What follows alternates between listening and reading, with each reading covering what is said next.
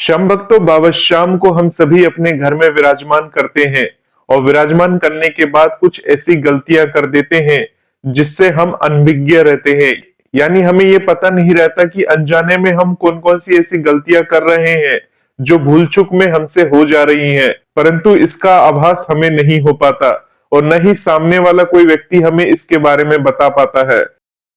श्याम भक्तों, जैसे कि आपने वीडियो के माध्यम से देखा था कि उस व्यक्ति ने क्या करा था, बाबा श्याम की शीश को लेकर जमीन पर सीधे सीधे से विराजमान कर दिया था। तो इस प्रकार का काम भी हमें भूल से भी नहीं करना चाहिए। श्याम भक्तों, जब हम बाबा श्याम की शीश को दुकान से खरीद कर लेकर आते हैं तो खरीद के लाने के बाद हम बाबा श्याम के नजदीकी मंदिर में जाकर बाबा श्याम की शीश की पूजा करवाते हैं, या जब हम खाटू धाम जाते हैं तो वहां से शीश लेते हैं तो खाटू श्याम मंदिर में जाकर शीश की पूजा करवाते हैं या वहां बाबा श्याम को दिखा देते हैं, तो बाबा श्याम उस शीश में प्रत्यक्ष रूप से विराजमान हो जाते हैं।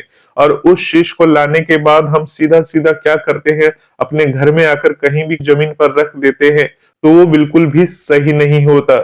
जैसे कि श्याम भक्तों, इस वीडियो क्लिप के द्वारा आपने देखा होगा कि बाबा श्याम की शीश को सीधा जमीन पर रखा हुआ।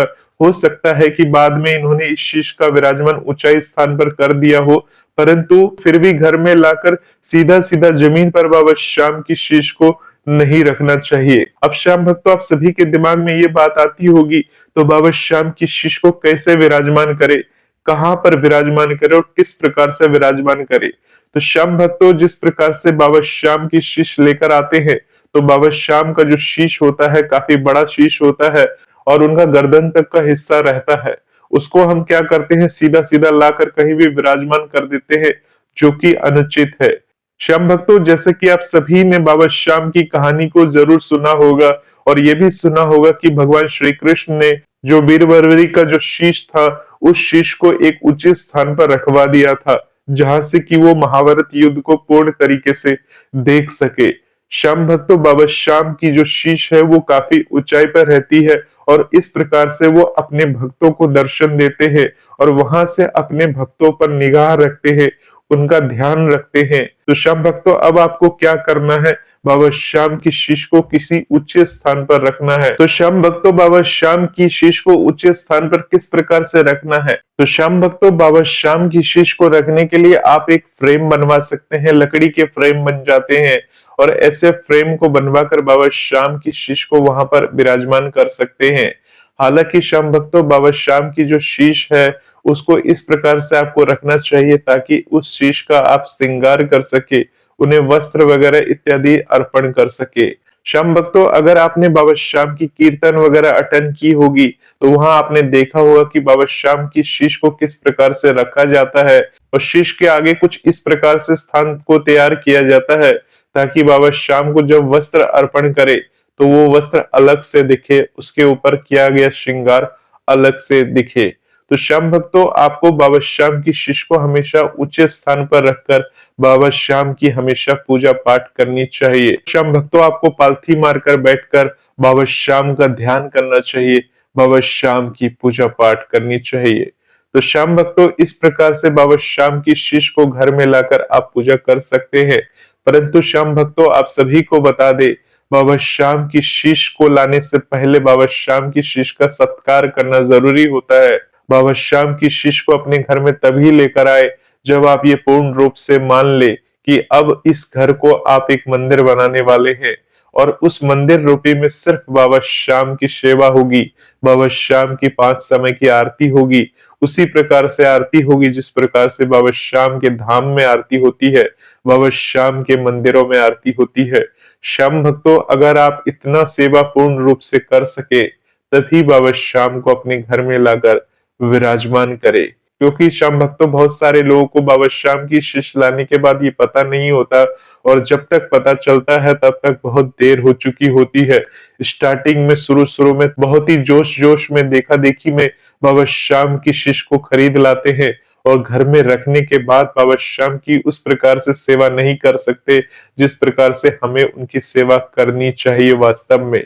श्याम भक्तों, आपके घर में और भी देवी देवता विराजमान है, क्या आप उस तरह से उनकी सेवा कर पाते हैं जिस प्रकार से मंदिरों में सेवा हो पाती है? मेरे हिसाब से तो ऐसी सेवा सिर्फ मंदिरों में ही होती है, घरों में बहुत कम घर ऐसे होंगे जो ऐसी सेवा को कर पाते होंगे, क्योंकि श्याम भक्तों हमारा जो घर होता है, हम सामाजिक प्राणी हैं और समाज से जुड़े हुए होते हैं।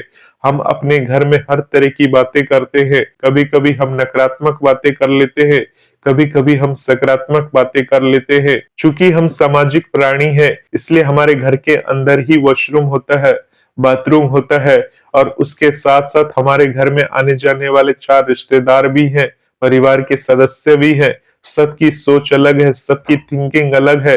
हालांकि आप सच्चे श्याम भक्त हैं और बाबा श्याम को जोश जोश में लाकर अपने घर में विराजमान कर दिए हैं, परंतु श्याम भक्तों जब आप बाबा श्याम की सेवा उस भावना के साथ, उस नियम निष्ठा के साथ नहीं कर पाते हैं, फिर बाद में आपको ध्यान आता है कि बाबा श्याम की इस शीश को जाकर कहीं आसपास के मंदिर में जाकर विराजमान कर दे। और उसके बाद श्याम भक्तों जब आप उस शीश को मंदिर में विराजमान कर देते हैं, तो पता चलता है कि वहां पर भी उस शीश की उस प्रकार से पूजा पाठ नहीं हो रही है जिस प्रकार से श्याम बाबा के अकेले मंदिर में बाबा श्याम की शीश की पूजा पाठ हुआ करती है। तो श्याम भक्तों बहुत सारे नियम है, कायदे हैं, इन सब का हमें विशेष ध्यान रखना होता है। अब श्याम भक्तों बात रही बाबा श्याम की तस्वीर की, तो तस्वीर को तो आप लेकर आ सकते हैं और अपने घरों में आकर लगा सकते हैं। और इसके साथ ही श्याम भक्तों बाबा श्याम की जो छोटी शीश वाली मूर्ति होती है, वो भी आप अपने घर में लाकर रख सकते हैं और बाबा श्याम की सेवा उसी प्रकार से कर सकते हैं जिस प्रकार से आप अपने घर में बाकी देवी देवताओं की पूजा पाठ करते हैं, उनकी आराधना करते हैं, उन्हें प्रसन्न करते हैं। तो श्याम भक्तों इन सभी बातों का आपको विशेष प्रकार से ध्यान रखना चाहिए। बाबा श्याम की सेवा बहुत ही महत्वपूर्ण है, नियम निष्ठा का पालन करना चाहिए। इस प्रकार की भूलों को करने से बचना चाहिए जिस प्रकार के भूलों को आपने इस वीडियो के माध्यम से देखा है। श्याम भक्तों इसके अलावा भी बहुत सारे ऐसे भूल हैं जो हम अपने दैनिक जीवन में कर बैठते हैं। ऐसे भूलों को करने से हमें हमेशा बचना चाहिए और हमें पूर्ण मानसिक शुद्धता के साथ बाबा श्याम की ध्यान और उपासना करते रहना चाहिए।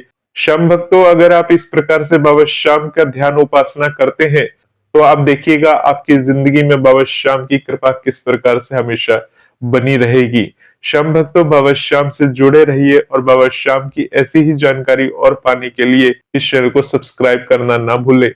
मिलते हैं एक नए वीडियो के साथ, तब तक के लिए आप सभी श्याम भक्तों को जय श्री श्याम, जय श्री राधे।